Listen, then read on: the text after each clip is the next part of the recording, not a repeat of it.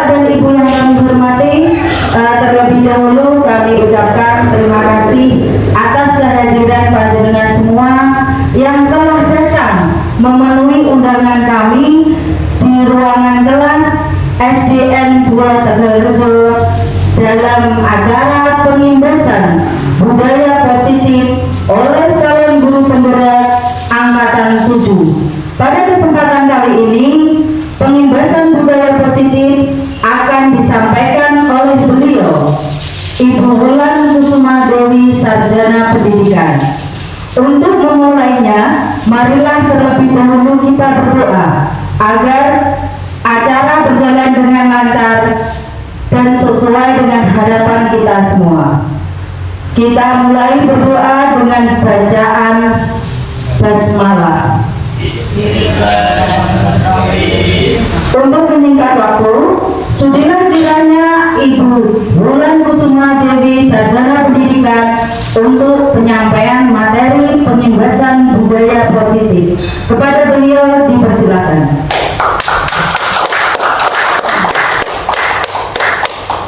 Terima kasih atas kesempatan yang diberikan kepada saya. Bismillahirrahmanirrahim. Assalamualaikum warahmatullahi wabarakatuh. Waalaikumsalam warahmatullahi wabarakatuh. Alhamdulillahirabbil alamin. Segala puji bagi Allah Subhanahu wa taala yang pada kesempatan ini telah memberikan rahmat serta hidayahnya kepada kita semua, sehingga pada hari ini kita dapat berkumpul bersama dalam acara pengimbasan budaya positif. Sholawat serta salam senantiasa kita haturkan kepada junjungan kita Nabi Agung Muhammad Sallallahu Alaihi Wasallam, yang senantiasa kita nanti-nantikan syafaatnya di yaumul qiyamah nanti. Bapak dan Ibu sekalian, saya ucapkan terima kasih karena Bapak dan Ibu sudah meluangkan waktunya untuk hadir pada acara pengimbasan budaya positif ini. Nah, Bapak dan Ibu, sepertinya kurang bijak apabila saya menyampaikan materi sebelum memperkenalkan diri saya sendiri. Nah, karena menurut pepatah bahwa tak kenal maka tak sayang. Saya sayang dengan panjenengan sedoyo, dan saya pun harapkan Bapak Ibu bisa sayang dengan saya juga. Perkenalkan Bapak Ibu semuanya, nama saya adalah Wulan Kusuma Dewi. Bisa dipanggil dengan Ibu Wulan boleh, Mbak Wulan boleh, karena masih muda ya. Saya bekerja di SD Negeri 2 Tegalrejo sebagai guru kelas, dan alhamdulillah pada kesempatan ini saya sedang berproses mengikuti program guru penggerak, yaitu CGP Angkatan 7 Kabupaten Grobogan. Pada pendidikan guru penggerak ini, Bapak dan Ibu, saya mendapatkan tugas, mendapatkan amanah, yaitu untuk melakukan pengimbasan budaya positif dari hasil ilmu yang telah saya peroleh dari proses belajar ataupun mengikuti program guru penggerak, yaitu khususnya pada modul 1.4 mengenai budaya positif. Baik Bapak dan Ibu, akan kita mulai saja acara pada hari ini.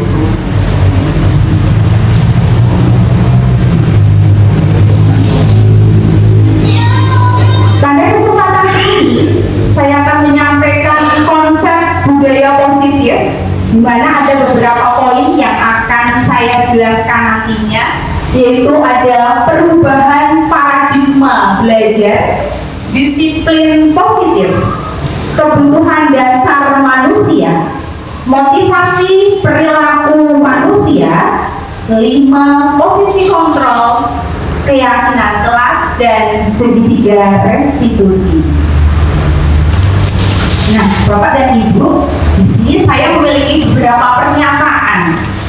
Saya nanti akan minta tolong kepada Bapak dan Ibu untuk menjawab sesuai dengan pernyataan ini, kira-kira setuju atau tidak.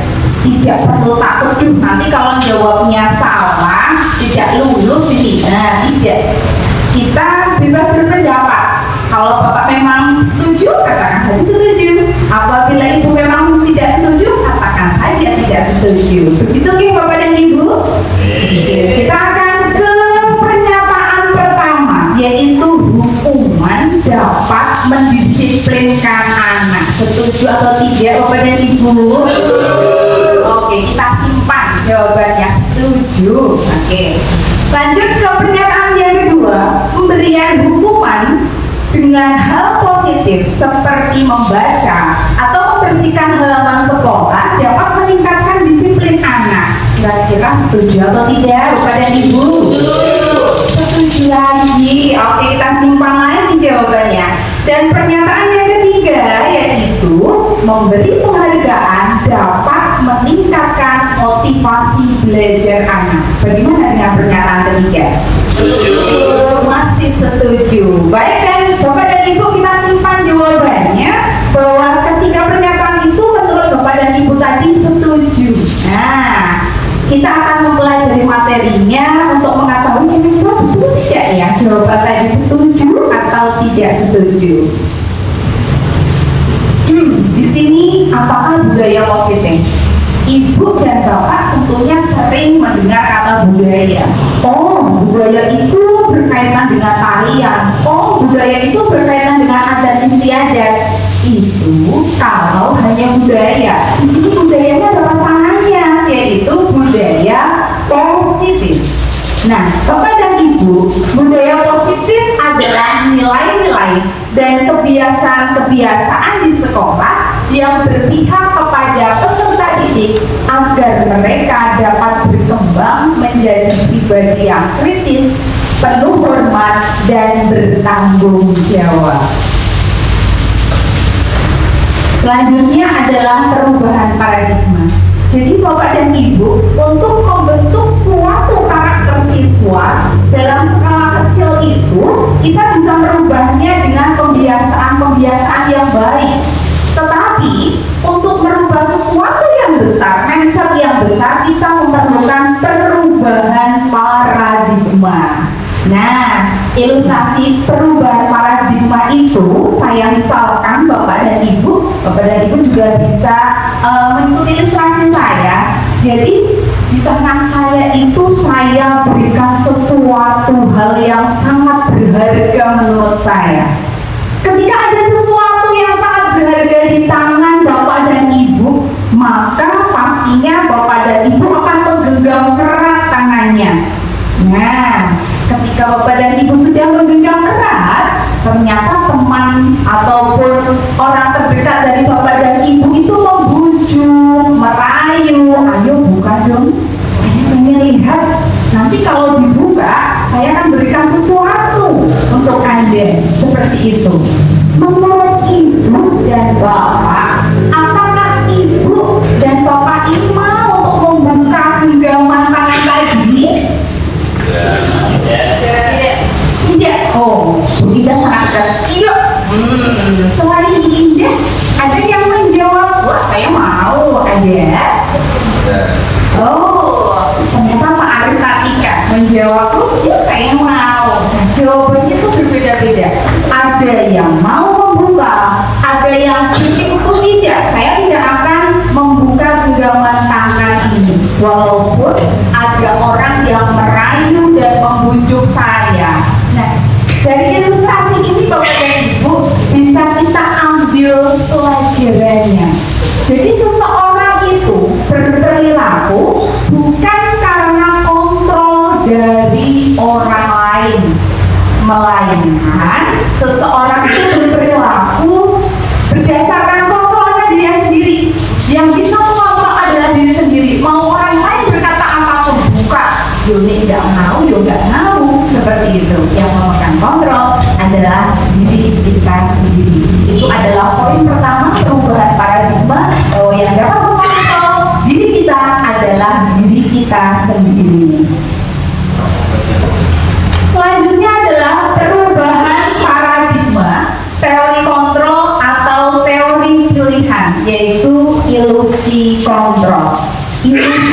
Yang pertama, ilusi guru mengontrol murid. Ada pandangan bahwa guru itu bisa mengontrol murid.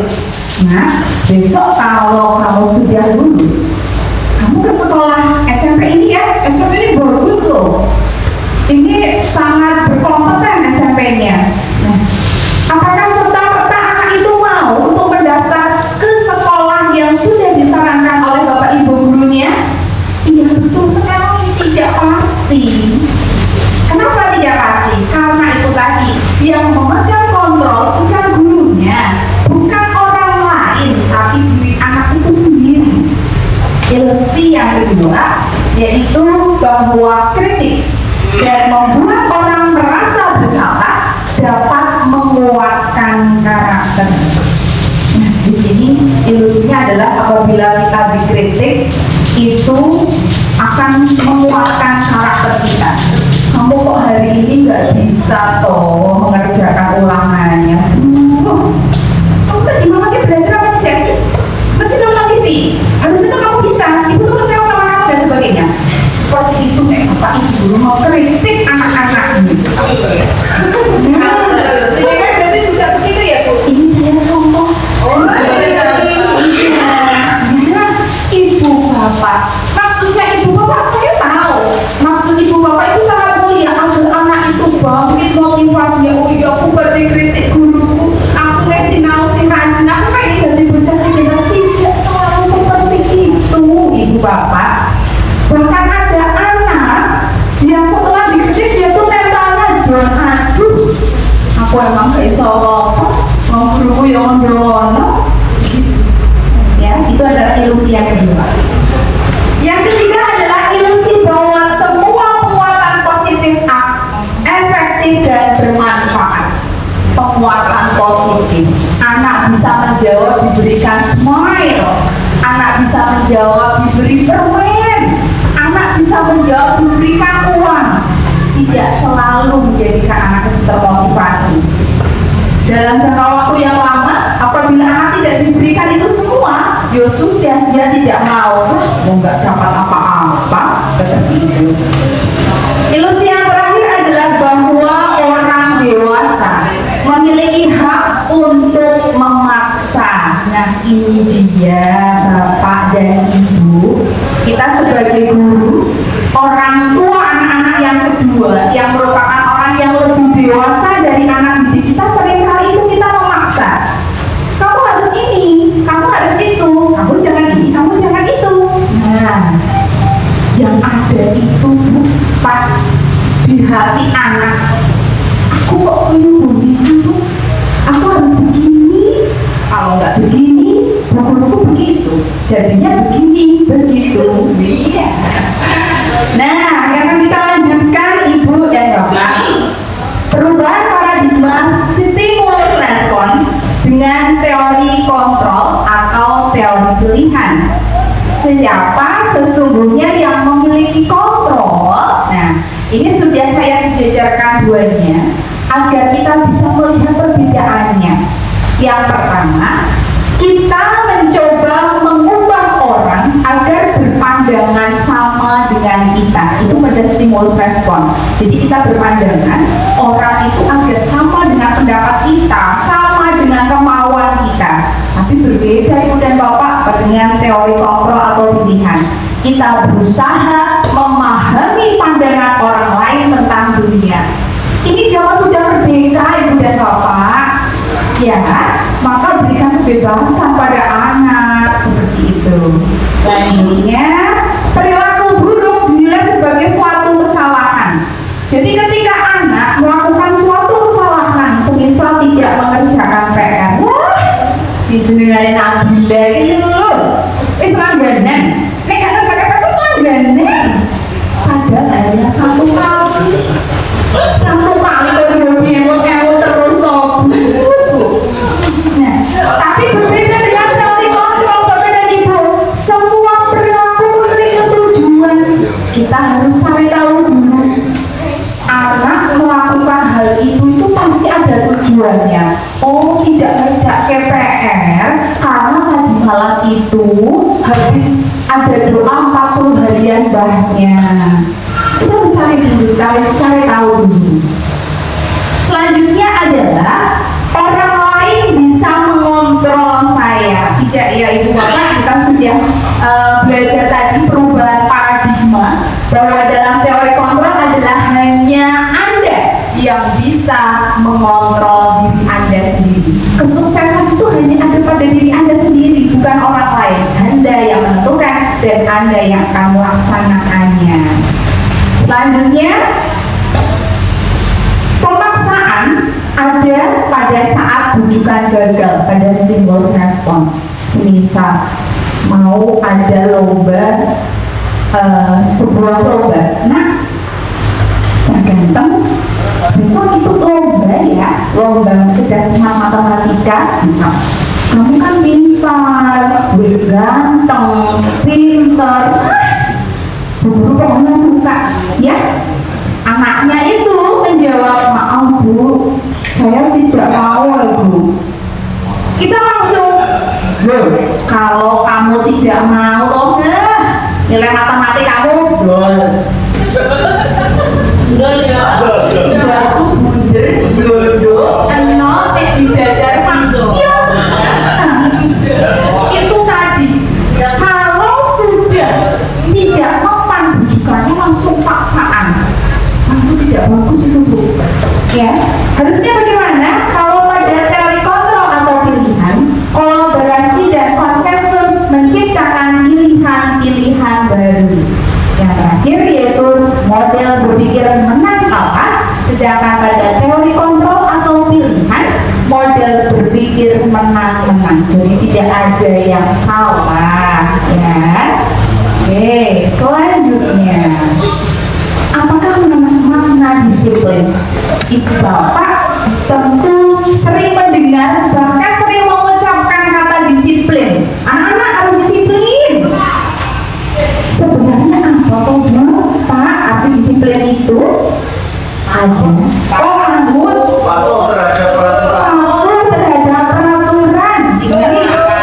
Tidak nakal, nurut. Terima kasih Bu dan Bapak atas jawabannya. Nah, makna kata disiplin adalah sesuatu yang dilakukan seseorang pada orang lain untuk mendapatkan kepatuhan, agar anak itu patuh, agar anak itu nurut. Nah, secara umum disiplin dikaitkan dengan ketidaknyamanan, bukan dengan apa yang kita hargai atau pencapaian sesuatu tujuan mulia. Kenapa ketidaknyamanan?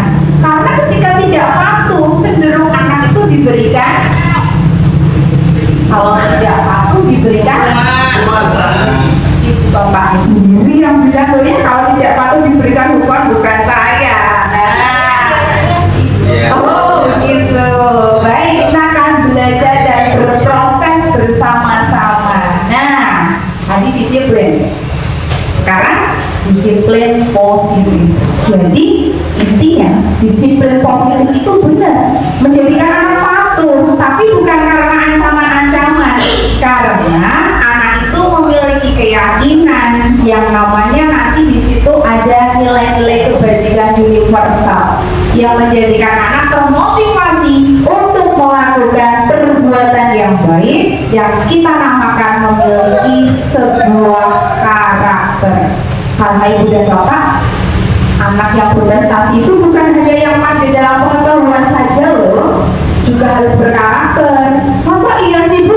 Iya. Ibu ingat para koruptor pintar tidak? Pintar, bahkan sangat-sangat pintar, sangat-sangat cerdas. Tapi sayangnya belum memiliki karakter yang baik Ibu dan Bapak.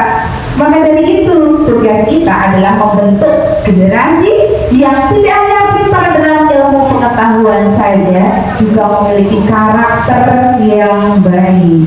Nah, pada kata konsep ini, teori kontrol atau teori pilihan yang dikemukakan oleh Dr. William Glasser.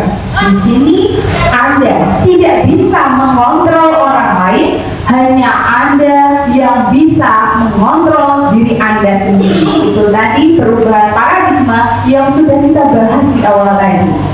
Maka ada disiplin, yaitu belajar kontrol diri dengan menggali potensi kita agar tercapai tujuan yang mulia, yaitu sesuatu menjadi seseorang yang kita inginkan berdasarkan nilai-nilai yang kita hargai. Selanjutnya, semua perilaku itu memiliki tujuan, di mana perilaku itu pasti memiliki motivasi. Teori motivasi di sini ada 3, yaitu untuk menghindari hukuman, untuk mendapatkan imbalan, selanjutnya untuk menghargai diri sendiri. Dan selanjutnya ada nilai-nilai kebajikan universal, terdapat keyakinan kelas.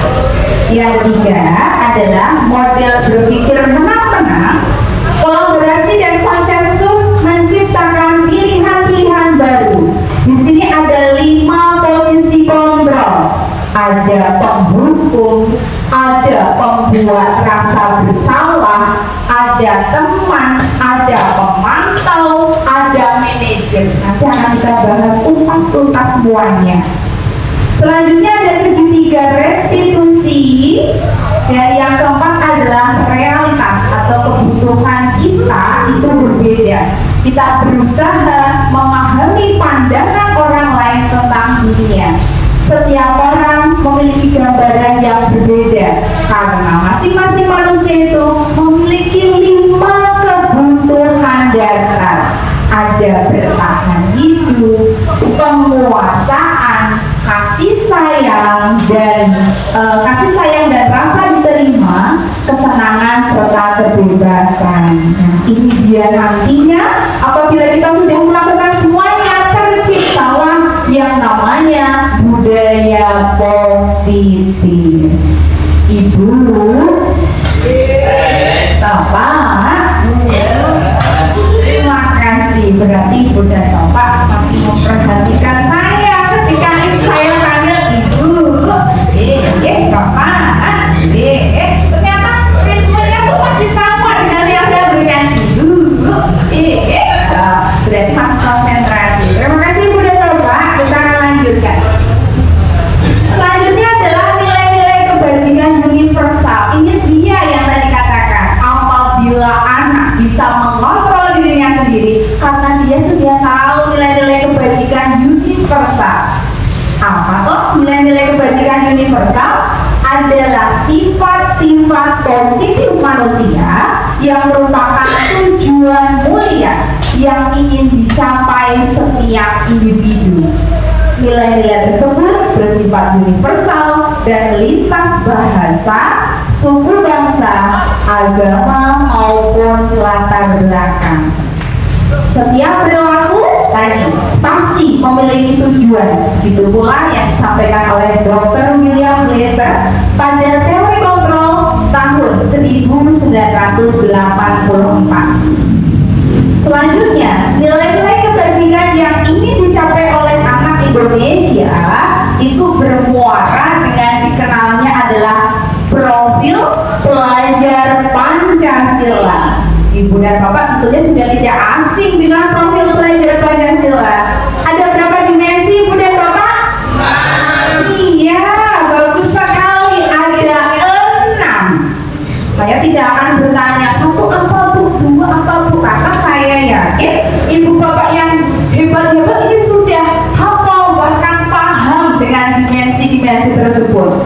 Sampai-sampai setiap pagi anak didiknya pasti diberikan tepuk profil pelajar Pancasila. Nah, nanti anak didiknya mesti jawab sambil menyanyi, belajar Pancasila, beriman dan bertakwa pada Tuhan yang Esa dan berakhlak mulia, tidak gotong royong mandiri, kreatif dan bernalar kritis. Terima kasih. Ternyata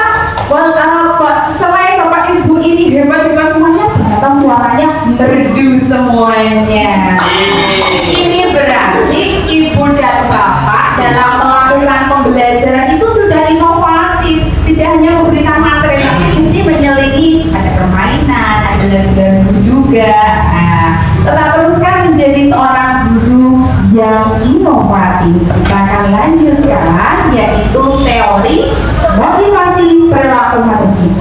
Manusia melakukan hal-hal itu karena adanya motivasi dalam dirinya. Nah, motivasinya apa saja? Ada yang pertama adalah untuk menghindari ketidaknyamanan atau hukuman. Hari Senin, upacara, anak pakai topi, pakai dasi, dan berseragam lengkap. Tetapi yang sangat miris ketika kita tanya, nah, Can ganteng, wah hari ini pinter ya, lengkap semuanya. Kenapa kok nggak pakai topi? Jawabannya mengejutkan. Aku nggak pakai topi, senang ibu guru. Waduh, goeman. Itu ada guru ketika anaknya tidak menggunakan seragam lengkap hari Senin, barisannya dipisahkan dengan teman-teman yang lain. Mungkin maksudnya ada jeda, tapi tidak seperti itu, ibu dan bapak. Masih ada jalan yang lain. Ibarat kata kalau kita mau ke Roma, bisa kok naik pesawat terbang, jalan pun bisa. Selain itu pakai jalan-jalan yang lain juga bisa, tidak hanya satu, ibu dan bapak. Itu apabila anak melakukan suatu hal karena dia takut adanya hukuman berarti di luar dari dirinya, maka itu yang disebut motivasi eksternal. Itu tidak bertahan lama pada ibu. Yang kedua adalah untuk mendapatkan imbalan dari orang lain. Nah, nek saya menggunakan pakaian yang lengkap, nanti ibu gurunya saya pasti wah bagus, anak kesayangannya ibu memang jempol. Itu juga adalah sebuah imbalan dalam bentuk verbal. Bisa juga diberikan, oh ini loh dikasih smile, oh yang tadi sudah lengkap ini loh, ibu berbaik hati diberi permen semuanya, misal seperti itu. Nah, itu apakah bagus? Bagus bu, Kak. Tapi ibu dan bapak perlu ketahui, anak melakukan itu karena permennya loh, bukan karena memang anak tersebut ingin melakukan sesuatu yang dianggap benar. Itu masih yang namanya motivasi eksternal. Lantas apa yang bagus? Motivasi internalnya itu apa? Yaitu untuk menghargai diri sendiri. Saya akan menjadi orang yang seperti apa bisa saya melakukannya. Jadi menyadari memang hal itu penting untuk saya harus melakukan. Itu adalah kegiatan yang baik seperti itu. Nah, Bapak dan Ibu, ada foto siapa ini ya? Ada foto Bapak Ki Hajar Dewantoro yang selalu digaung-gaungkan semboyannya, yaitu Tut Wuri Handayani. Ada tertulis di sakunya anak, tapi dalam kalimat lengkapnya adalah Ingarso Sutlodo Imatyo Mangunkarso Tut Wuri Handayani. Ketika kita ada di belakang, maaf di depan dulu ya, ketika kita ada di depan, kita memberikan contoh. Ketika kita ada di tengah-tengah, kita memberikan motivasi. Dan ketika kita berada di belakang, kita memberikan dorongan. Begitu kata beliau Bapak Ki Hajar Dewantoro. Selain itu, Bapak Ki Hajar Dewantoro juga mengatakan bahwa merdeka itu artinya tidak hanya terlepas dari perintah, akan tetapi juga cakap buat memerintah diri sendiri. Jadi tidak hanya anak itu terlepas dari perintah, tapi anak bisa memerintah dirinya sendiri apa yang harus ia lakukan, apa yang tidak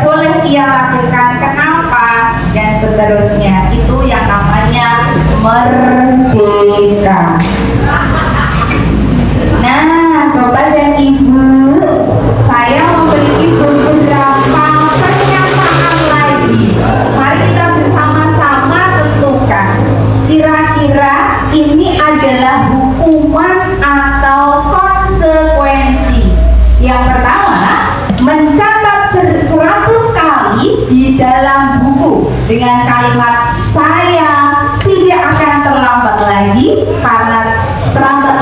karena terlambat ke sekolah. Menurut ibu dan bapak, hukuman atau konsekuensi? Hukuman. Oke, kita simpan jawabannya. Yang kedua, lari mengelilingi lapangan basket 2 kali karena terlambat hadir di sekolah. Apa ini ibu dan bapak? Hukuman atau konsekuensi ya?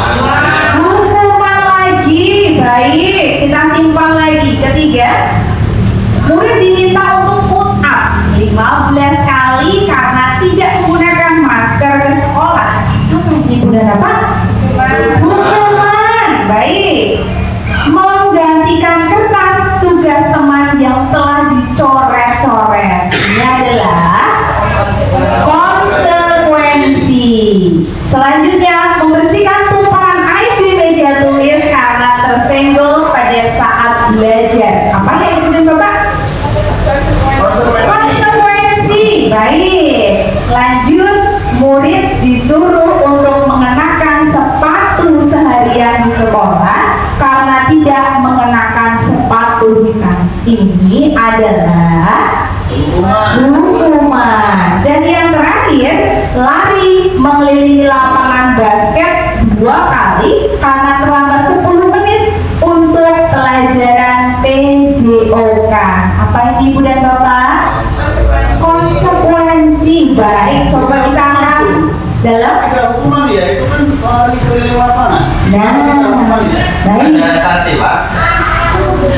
Wah, gimana Pak Ali? Konsekuensi. Konsekuensi. Ada perbedaan antara jawaban dari Bapak Agung dan Bapak Ali. Kita lihat terlebih dahulu Bapak dan Ibu, apakah jawaban yang betul? Tara, jawabannya adalah konsekuensi. Yang terakhir ya, kenapa konsekuensi? Karena di situ tertuliskan PJOK, pendidikan jasmani, keolahragaan dan rekreasi ya. Jadi di situ kalau disuruh untuk berlari ya tidak apa-apa, karena memang kan belajar olahraga untuk kebugaran. Lanjut. Nah, di sini dihukum oleh penghargaan. Loh, penghargaan kok bisa menghukum gitu? Bahwa penghargaan berlaku sama dengan hukuman dalam arti meminta atau membujuk seseorang melakukan sesuatu untuk memenuhi suatu tujuan tertentu dari orang yang meminta atau membujuk. Dorongannya eksternal dan akan ada faktor ketergantungan. Beberapa dampak dari pemberian penghargaan menurut Alficon tahunnya adalah 1993. Nah, kan kita pelajari katanya dihukum dengan penghargaan ini bagaimana toh? Yang pertama adalah pengaruh jangka pendek dan jangka panjang. Apabila ibu dan bapak memberikan penghargaan dalam jangka pendek, anak-anak pasti senang. Tapi dalam jangka waktu yang panjang, anak-anak itu menjadi ketergantungan loh Bu, Pak. Kalau ibu dan bapak tidak memberikan penghargaan itu, pasti anak gak ada kok penghargaannya, gak ada kok imbulannya, seperti itu. Yang kedua adalah penghargaan menghukum. Di sini ibu dan bapak, apabila kita mengenal yang namanya ranking, terkadang kita hanya membacakan ranking 1 si A, ranking 2 si B, tanpa kita membacakan digit-digit angka perolehan nilainya. Padahal di situ hanya selisih 1 poin saja. Nah, di sini yang ranking 1 berbangga hati tentunya karena mendapatkan peringkat 1. Tapi yang peringkat 2 kayaknya sama kok. Kemampuanku kayaknya sama. Kok aku ranking 2 yo. Seperti itu. Bahkan saya pernah mengalami Bapak dan Ibu. Saat itu alhamdulillah ketika sekolah mendapatkan ranking walaupun hanya masuk 10 besar. Di situ nilai saya dengan teman saya itu sama. Apa yang membedakan? Saya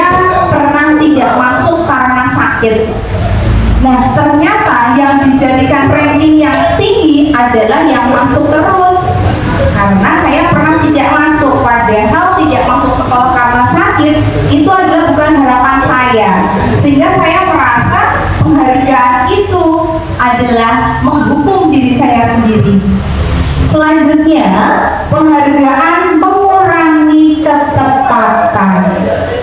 Ini sudah dibuktikan Ibu dan Bapak, ada 2 orang yang diberikan pertanyaan yang sama. Bedanya satu diberikan imbalan, baik itu hadiah, yang satu hanya dijawab, oh iya betul, oh iya salah, oh iya betul. Nah, ternyata tingkat kecepatannya itu yang banyak betulnya adalah bukan yang diberikan imbalan itu tadi, tapi yang hanya diberikan ya betul, ya bagus, seperti itu. Penghargaan tidak efektif. Itu tadi yang sudah saya jelaskan Ibu dan Bapak, bahwa penghargaan tidak selamanya bisa mengaktifkan siswa. Terkadang siswa juga menjadikan ketergantungan. Semisal di sini ada Bu Evi, muridnya, wah senang aku kalau diajar sama Bu Evi, selalu diberikan icon-icon yang menarik, bisa smile, bisa lain sebagainya kalau bisa menjawab.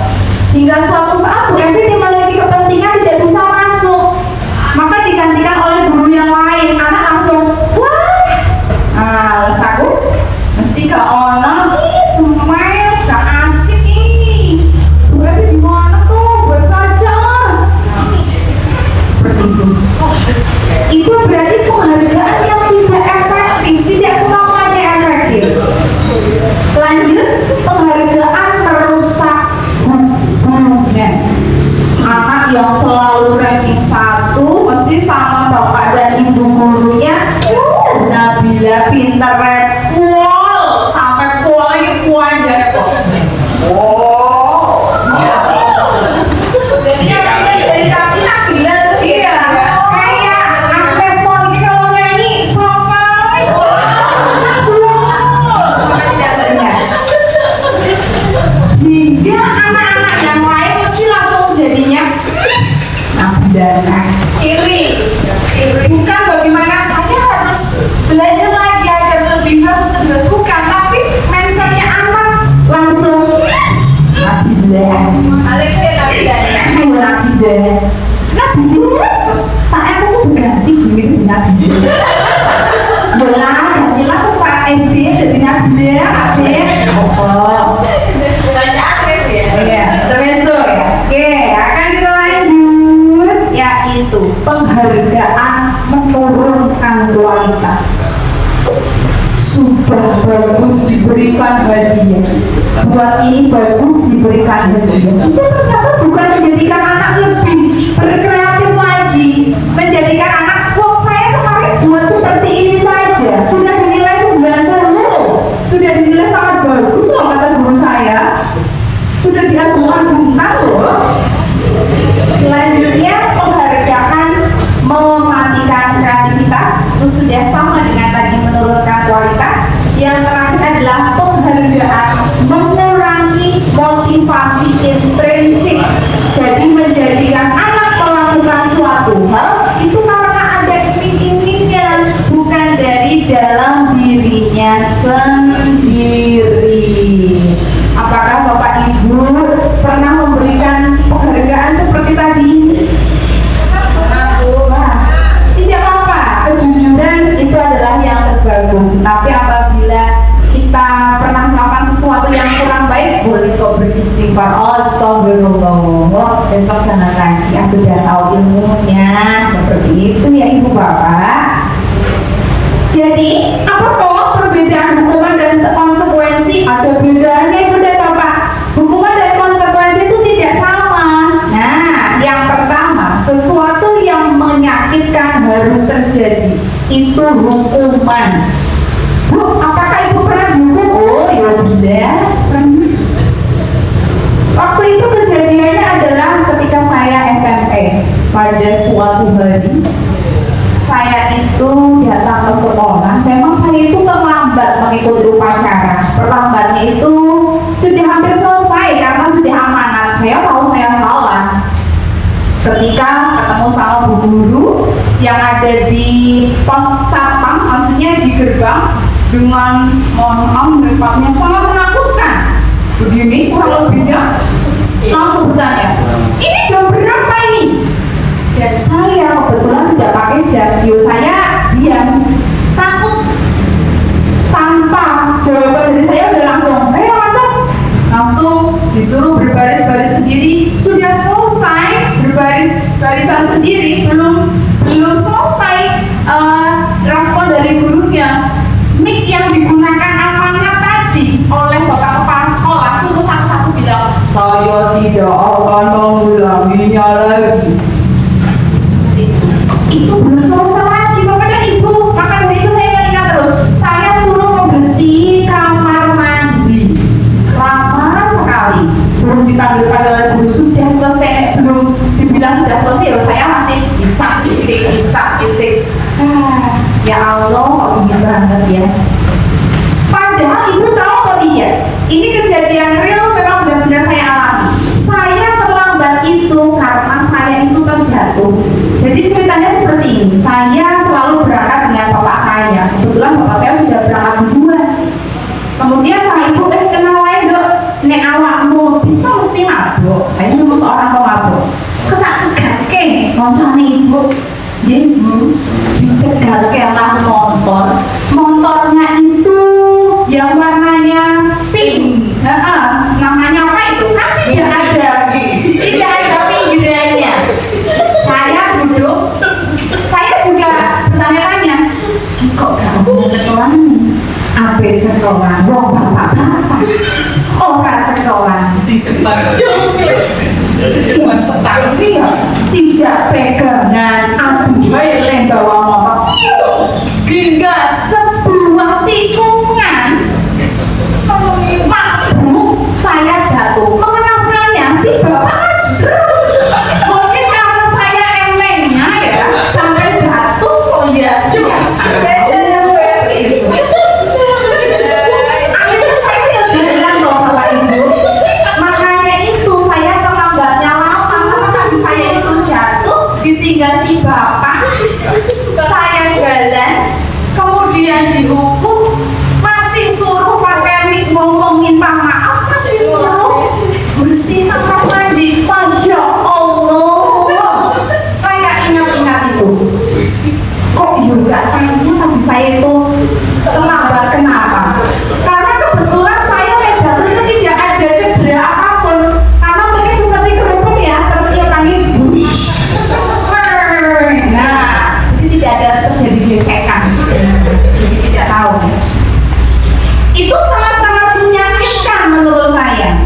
Saya sudah dibilangin, oh, nggak tahu aturan, berangkat kok telatnya mbak 5 menit 10 menit belum sampai amanat, nggak sekalian sampai selesai. Di dalam hatinya saja, bu aku bisa, semuanya kok dia semua terus. Itu sangat menyakitkan. Sampai sekarang saya ingat namanya Bapak Suparto. Mugi-mugi selamat terus ya. Aduh, itu yang membutuhkan sangat menakutkan saat itu. Tetapi kalau konsekuensi bapak dan ibu, sesuatu harus terjadi. Ini sudah ada kesepakatan. Sebelumnya sudah ada kesepakatan antara siswa dan guru. Jadi siswa sudah tahu nanti akan apa yang dia lakukan saat dia melakukan kesalahan. Selanjutnya, membuat anak sakit fisik maupun hati untuk jangka waktu lama. Sampai saat ini apakah masih menjadikan sakit hati di hati saya? Jujur masih, bukan berarti pendendam. Oh ya Allah, ngomong itu. Begitu, ya. Selanjutnya, di situ kalau konsekuensi membuat anak merasa tidak nyaman, tetapi hanya jangka waktu pendek saja. Hukuman, anak membenci kedisiplinan. Ini membuat saya itu membenci kedisiplinan. Untuk apa disiplin? Mengikuti upacara dan selanjutnya harus mengikuti perintah guru. Gurunya saja tidak mau kok mendengarkan apa alasan saya, langsung main hukum-hukum saja. Apa bedanya saya yang melanggar sama guru yang tidak mau alasan saya? Dulu saya beranggapan seperti itu. Itulah hukuman. Sedangkan konsekuensi konsep diri yang baik, hukuman anak belajar untuk menyembunyikan kesalahan. Ini sering sekali ya Bu Pak, saya jumpai anak didik saya, kalau saya nilai 30, 20, yang dia lakukan seperti sinetron, letakkan tangannya di atas kertas, diremas, masuk ke tas, blum. Ternyata biar orang tua tidak tahu kalau tadi habis hasilnya itu dibagi dan nilainya tidak bagus, takut dihukum. Itu tadi. Tapi kalau konsekuensi, anak belajar untuk mematuhi peraturan. Dan yang terakhir, hukuman itu adanya rasa marah, rasa bersalah, dipermalukan, merasa tak dihargai. Itu tadi saya benar-benar saya tidak dihargai. Kasihan nih Bu Pak, tapi ya sudah, itu sudah terjadi ya Bu Pak, tidak usah diingat-ingat. Yang lalu biarlah berlalu, kita tetap masa depan. Asik. Oke, selanjutnya adalah kalau konsekuensi, yaitu kehilangan hak, dibuat tidak nyaman, diasingkan hanya untuk sementara saja.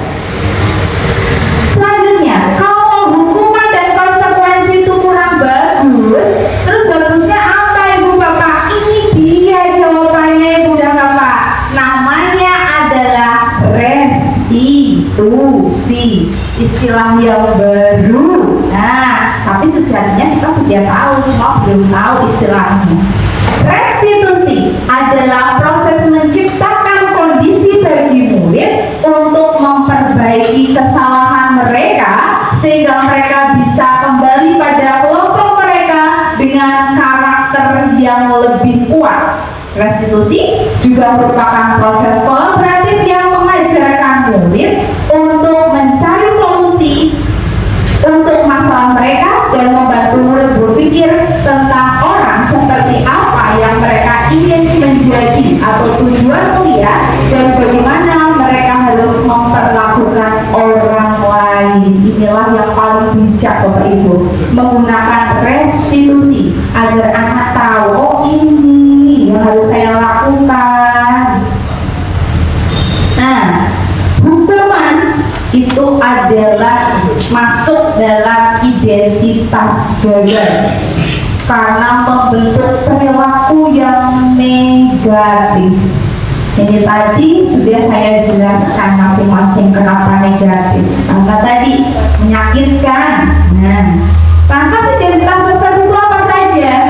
Ada konsekuensi, ada restitusi, tetapi apabila konsekuensi hanya menjadikan netral saja, hanya netral, berarti tidak positif, tidak negatif, ya. Sedangkan restitusi menjadikan anak memiliki karakter yang positif, karena di saat dia memiliki atau melakukan kesalahan, dia diberikan haknya dulu. Kenapa toh dulu? Kenapa toh bisanya melakukan itu? Anak kalau melakukan kesalahan itu sebenarnya sudah tahu dan dia diberikan. Apalagi kalau kita gitu loh. Wah, iya, menjadikan anak itu malah jadi diam 1000 kata, mau ngomong ini takut. Tapi kalau kita dengan bahasa yang halus, pakai senyuman dulu. Nah, kamu tahu ya, hari ini kenapa Ibu panggil? Iya Bu, tahu. Di hatinya anak, aku gak bisa nyanyi Bunda. Kenapa sih? Tapi kok sampai tidak mengerjakan PR? Ayo coba cerita ke Ibu. Terus dia langsung pada dapat Ibu, aku saya ngomong Ibu dari negara panjang sekali. Dia bisa jujur. Kalau sudah jujur, kita bisa bersama-sama menentukan solusi yang bagusnya biar tidak mengulangi ini. Apa toh yang harus kita lakukan? Itulah poin pentingnya, agar anak sadar kesalahannya dan bisa memperbaikinya sesuai dengan nilai-nilai yang diyakininya. 9 ciri restitusi. Banyak sekali ciri-cirinya, Bu. Ada 9 kan ya? 10 sekali ya?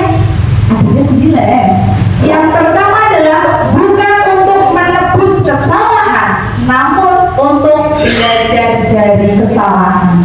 Jadi bukan menebus apa yang sudah dilakukan kesalahan tadi, tapi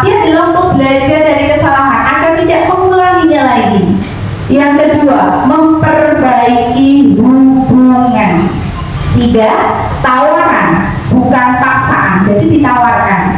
Nah, kalau begitu, karena kamu tadi sudah menceritakan kenapa tidak mengerjakan PR, maka langkah selanjutnya agar kamu bisa mengerjakan PR, apa yang akan kamu lakukan? Nah, memberikan tawaran, bukan paksaan. Kamu besok harus ya, ngerjain PR ya, enggak.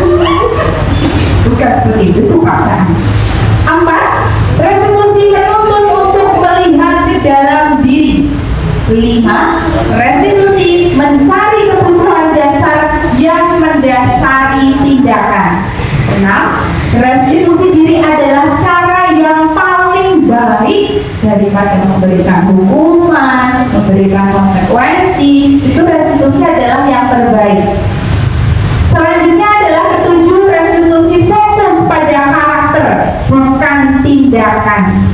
8. Restitusi fokus pada solusi. Solusinya apa agar bisa memperbaiki kesalahannya.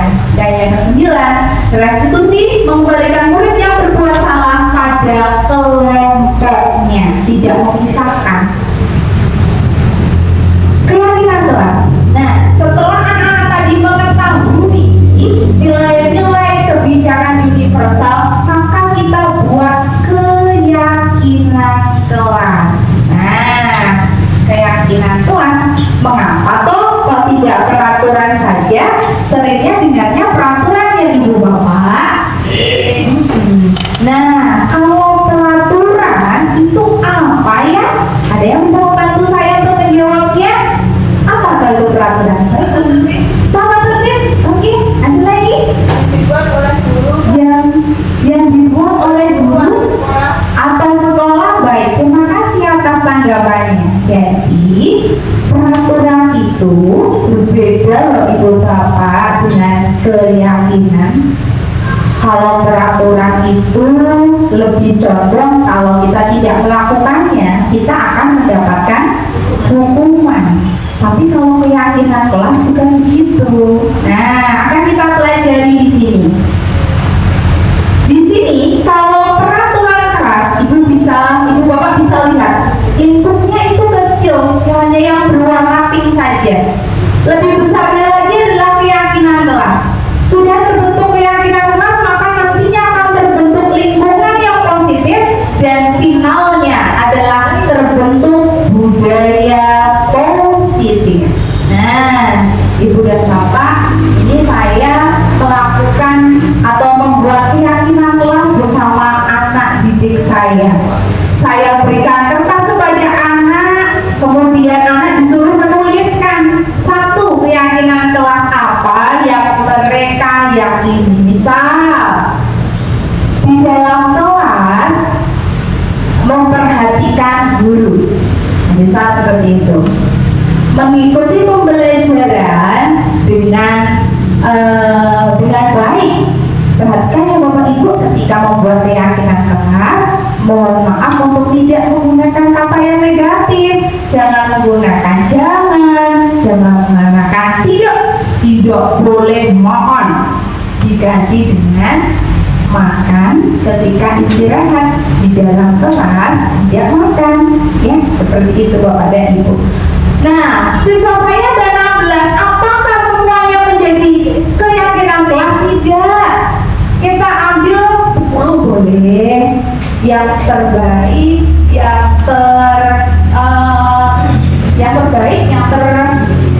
bisa menciptakan kelas itu menjadi kondusif. Kemudian kita tulis, kita beri animasi yang bagus, kita tempelkan di kelas agar anak-anak itu mengetahui kesepakatan atau keyakinan kelasnya. Nah, adanya ini saya mengalaminya sendiri ketika anak itu bermain sendiri, ada siswa yang nyeletuk, loh, terus gawe keyakinan dewe toh, langgar dewe, enggak iya, saya tidak bilang apa-apa Bapak Ibu. Ternyata anak didik saya yang nyeletuk seperti itu. Nah, kita lanjutkan. Bagaimana pembentukan keyakinan kelas? Di sini keyakinan kelas itu lebih abstrak dari peraturan.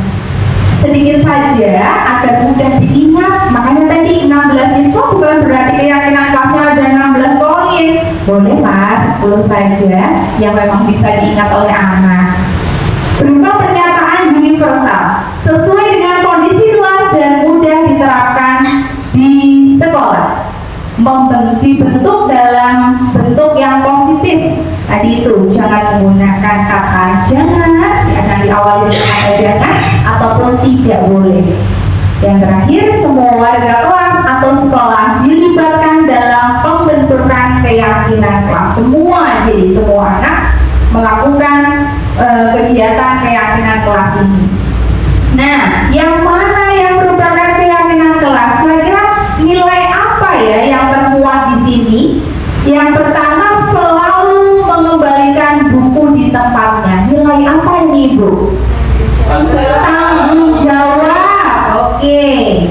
Kemudian dilarang mengganggu orang lain. Nilai apa yang termuat di sini? Menghormati orang lain. Hadir di sekolah 15 menit sebelum pembelajaran dimulai. Yaitu nilai komitmen, kedisiplinan. Bagus. Selanjutnya, dilarang melakukan kekerasan. Nilai apa ini? Keselamatan. Dilarang menggunakan narkoba adalah nilai kesehatan. Bergantian atau menunggu giliran adalah nilai bersabar. Menggunakan masker adalah nilai kesehatan. Dan yang terakhir, jangan berlari di kelas atau koridor. Ini adalah nilai keamanan, keselamatan. Ayo kita lihat. Yeay, betul sekali. Keselamatan dan keamanan. Tepuk tangan untuk kita semua. Ibu dan Bapak hebat sekali ini, sudah memahami berarti apa yang saya sampaikan. Kebutuhan dasar manusia dan dunia berkualitas, jadi manusia melakukan apapun itu memiliki tujuan, yaitu untuk memenuhi kebutuhan dasarnya. Ada apa saja toh? Ada kasih sayang dan rasa diterima, ada kebutuhan kesenangan, ada kebutuhan bertahan hidup, kebebasan dan penguasaan. Si Andi makan bekalnya saya semua belum sampai habis. Loh, nah, itu aku baca Andi wakal ya Bu. Nah, ternyata setelah usut punya usut, ibunya Andi itu tidak pernah masak. Jadi tadi tidak sarapan. Jadi apa? Jadi bukan karena nakal. Dia memiliki kebutuhan untuk bertahan hidup. Dia butuh itu. 5 posisi kontrol. Maka kita sebagai guru harus berada di posisi mana? Kita harus berposisi seperti apa? Nah, ada 5 posisi kontrol, yaitu pertama penghukum. Wah, gambarnya saja anak lagi dijewer. Kemudian pembuat rasa bersalah. Ada teman, ada pemantau, dan yang terakhir adalah manajer. Perbedaannya, perbedaannya inilah. Apabila penghukum adalah sukanya itu menghardik, menunjuk-nunjuk, menyakiti, menyindir. Pembuat rasa bersalah biasanya dengan mengucapkan ibu kecewa dengan kamu. Nah, teman membuatkan alasan-alasan untuk muridnya. Gampang lah, dengan bapak kok gampang. Nah, teman seperti itu. Pemantau menghitung dan mengukur. Selanjutnya manajer adalah mengajukan pertanyaan. Nah, dari kelima kontrol ini yang memiliki identitas berhasil dan sukses dengan bisa menghargai dirinya sendiri adalah kita harus memiliki atau berada pada posisi manajer. Bagus, Ibu dan Bapak. Sudah siap untuk menjadi seorang manajer? Insya Allah siap. Ya, Bismillah. Di sini dengan pernyataan saya kecewa sekali dengan kamu, itu adalah pembuat merasa bersalah. Jangan seperti itu ya Ibu Bapak. Ini membuat down anak-anak. Kamu tidak pernah benar melakukannya. Ini menghukum. Ini membuat anak sakit hati.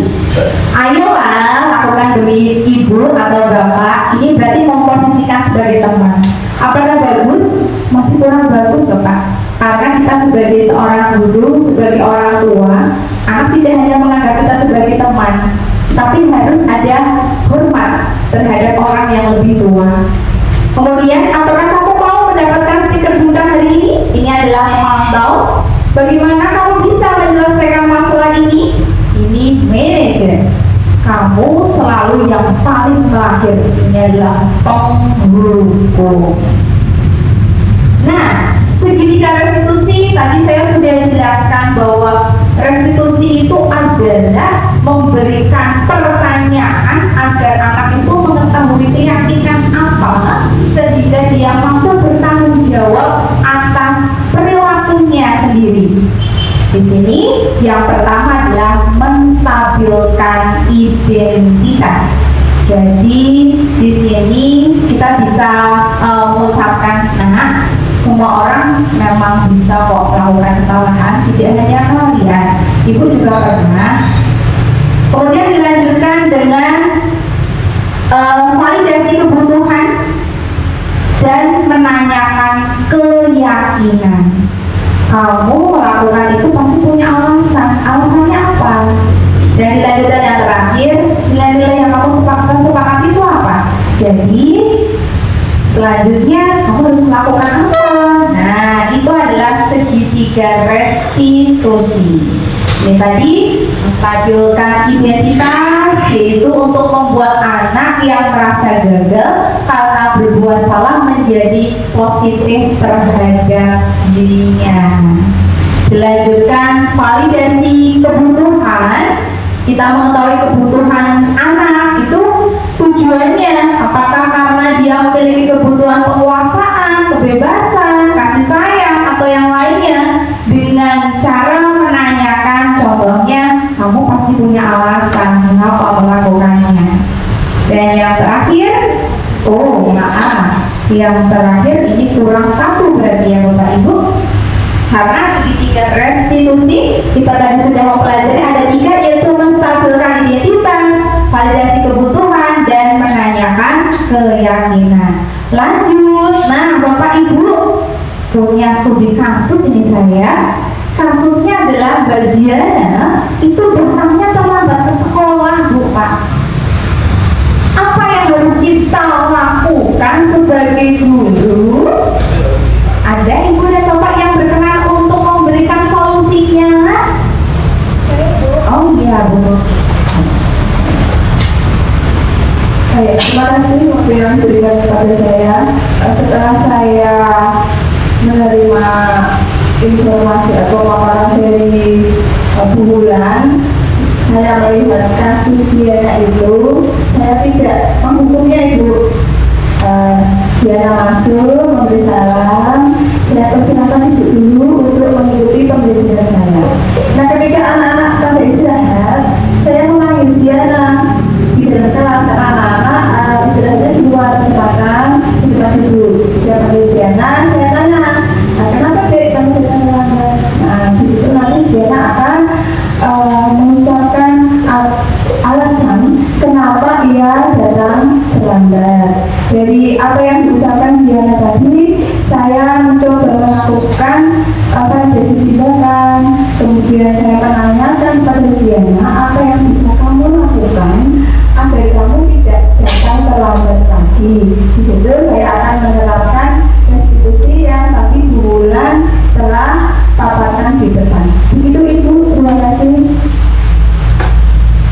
Terima kasih kepada Ibu Tuti. Nah, tadi atas jawaban-jawabannya sudah melakukan segitiga restitusi berarti ya Bu. Berarti Ibu sudah paham, sudah bagus, tinggal kita mempraktekkan langsung kepada anak didik kita. Nah, tadi sudah dijelaskan apa yang dapat kita lakukan untuk menyelesaikan kasus Ziana. Tentu kita punya jurus itu, yaitu dengan segitiga restitusi.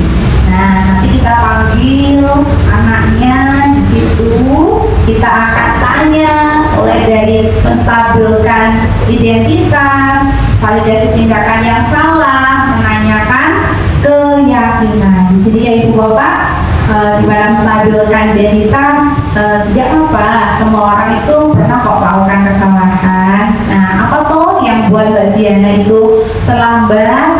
Nah, kalau Sudiana baru tanyakan keyakinan-keyakinan dan lakukan apa untuk memperbaikinya. Alhamdulillah tibalah sampai kesimpulan Ibu dan Bapak. Kesimpulannya adalah sebelum kita dapat menerapkan disiplin pada peserta didik, maka hal pertama yang harus kita rubah adalah cara berpikir dan pemikiran serta kesadaran. Itu yang disebut dengan perubahan paradigma. Anak akan melakukan tindakan positif berdasarkan kesadarannya, bukan karena dipaksa.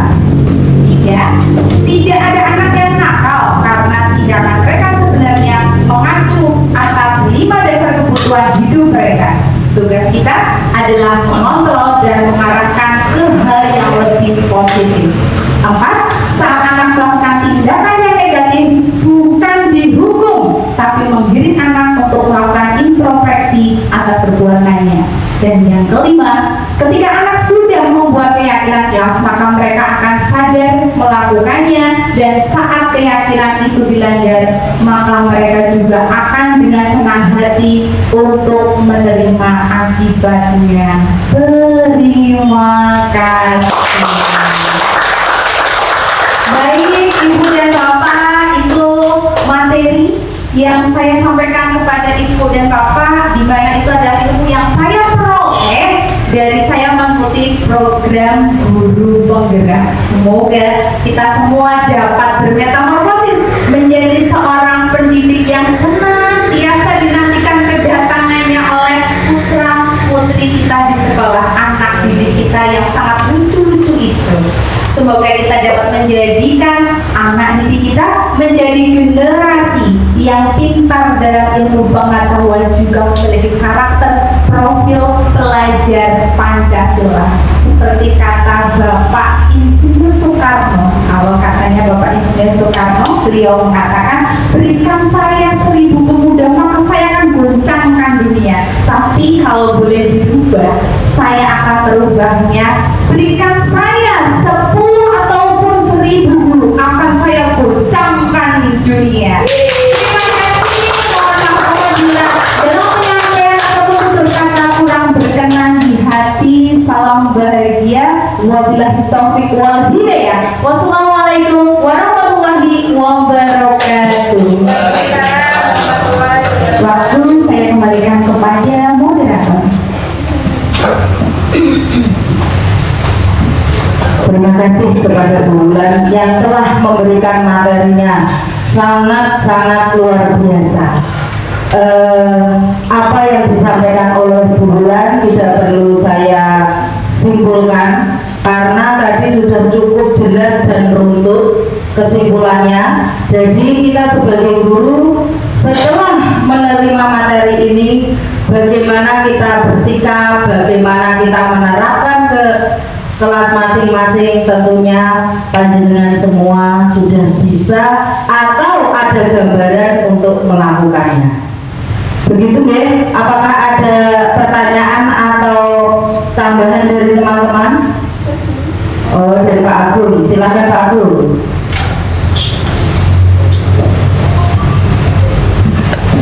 Terima kasih waktu yang diberikan kepada saya.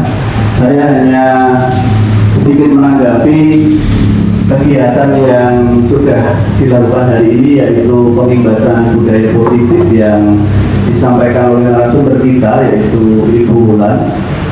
Saya mengucapkan terima kasih atas materi yang sudah diberikan, sangat bermanfaat bagi kita semuanya, terutama saya pribadi setelah menerima materi paparan hari ini. Ternyata cara pandang saya yang dulu berbeda sekali dengan apa yang sudah disampaikan pada hari ini. Dulu saya sebagai pendidik, sebagai guru beranggapan apa yang sudah saya lakukan itu sudah baik, benar menurut saya.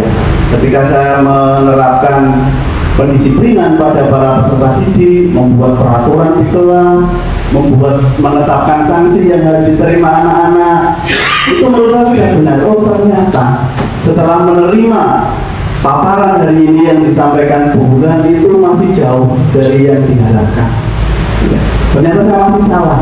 Untuk itu saya merefleksikan diri, semoga dengan apa yang sudah disampaikan hari ini, bagaimana kita harus mengatasi masalah yang kita hadapi di sekolah, ya pada peserta didik kita yang banyak kendalanya, itu kita harus melakukan langkah-langkah tadi, istilah baru yang baru saya dengar, yaitu restitusi itu tadi, dimana kita tidak lagi menghukum anak ketika anak itu bersalah, tetapi bagaimana kita mencari solusi terbaik bagi anak tersebut, mengembalikan anak itu ke kelompoknya, ya, sehingga anak itu menemukan keyakinannya, di mana kemudian mereka akan tahu budaya positif yang akan dilakukan kelak kemudian hari.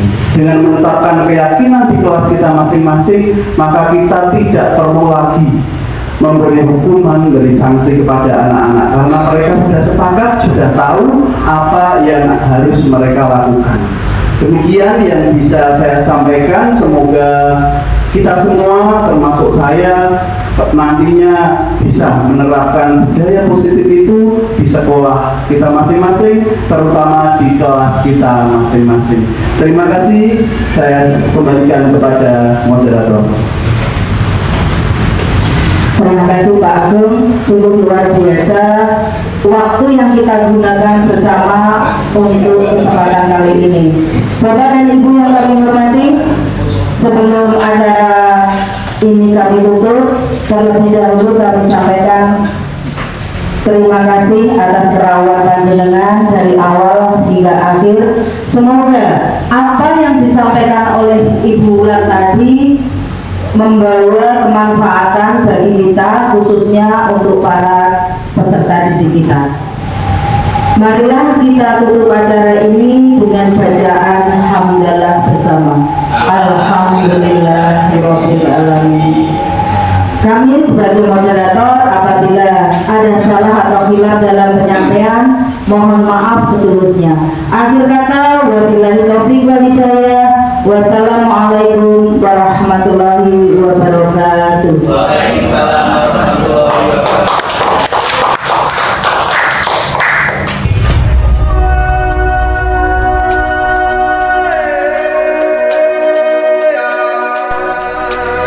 Assalamualaikum warahmatullahi wabarakatuh.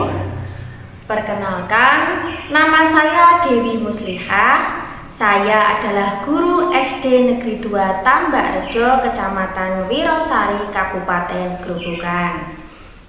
Pada kesempatan kali ini, saya akan menyampaikan testimoni saya setelah mengikuti kegiatan pengimbasan budaya positif dengan narasumber Ibu Wulan Kusuma Dewi SPD. Pertama-tama saya mengucapkan banyak terima kasih kepada Ibu Wulan Kusuma Dewi yang telah berkenan menularkan ilmunya tentang budaya positif. Sebelum mengikuti kegiatan ini, saya beranggapan bahwa dengan memberikan hukuman akan dapat mendisiplinkan peserta didik. Namun itu keliru. Ternyata hukuman hanya akan mencetak karakter negatif pada peserta didik. Sebelumnya saya juga berpikir dengan memberikan hadiah, peserta didik akan termotivasi untuk melakukan aturan yang berlaku atau meningkatkan motivasi belajarnya. Ternyata itu pun keliru, karena ternyata hadiah akan mengurangi motivasi dari dalam diri peserta didik. Dalam kegiatan ini saya juga mendapatkan istilah baru, yaitu restitusi, dengan tahapan menstabilkan identitas, validasi tindakan, dan menanyakan keyakinan.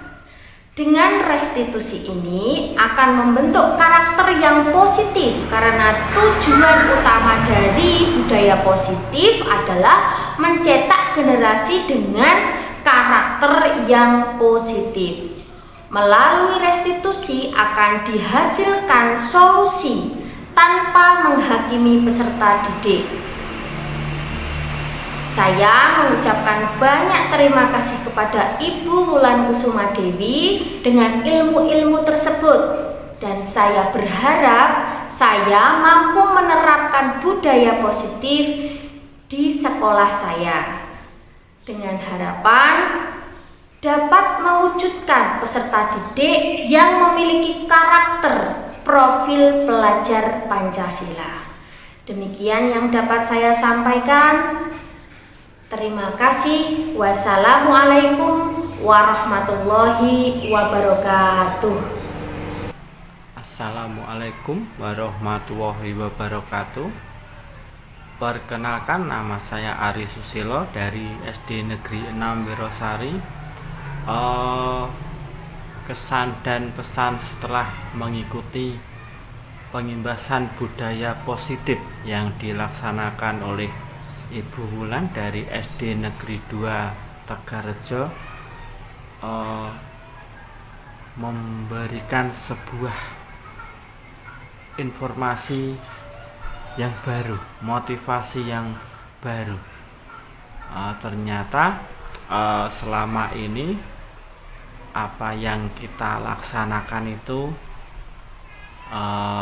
bukan salah sih, bukan, tapi kurang tepat.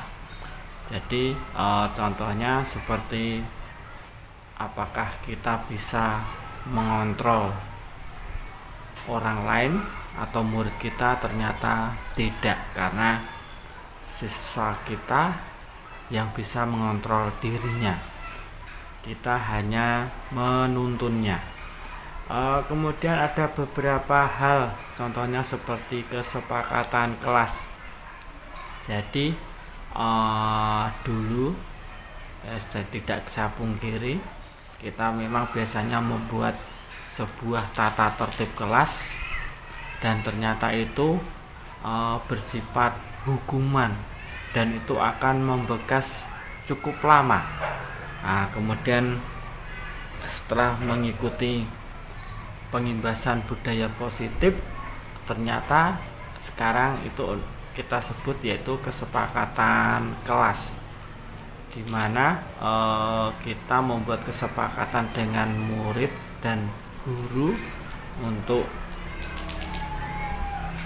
apa yang akan kita sepakati dengan konsekuensinya. Dengan adanya kesepakatan kelas itu diharapkan akan timbul budaya positif, yaitu mungkin disiplin, juga suatu kesadaran kalau memang dia akan berbuat salah, dia akan siap untuk menerima konsekuensinya. Selain itu beberapa hal juga yang dijelaskan oleh Bu Wulan. Kita mungkin dulu adalah sebagai seorang penghukum. Jadi ketika anak didik kita salah, maka kita akan memberikan sebuah hukuman, walaupun dalam hati kecil memang bertujuan untuk memperbaiki kesalahannya, untuk memperbaiki perilakunya. Ternyata itu salah. Jadi kita itu janganlah menjadi seorang penghukum, tapi yang terbaik adalah menjadi seorang manajer. Jadi salah satu kemarin pengimbasan budaya positif itu banyak sekali memberikan wawasan kepada saya.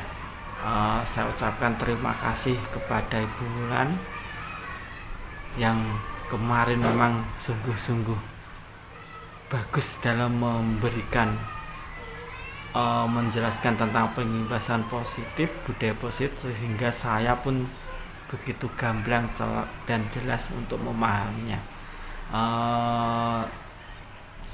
Cukup sekian dari saya. Kalau ada salah kata, saya mohon maaf. Wassalamualaikum warahmatullahi wabarakatuh.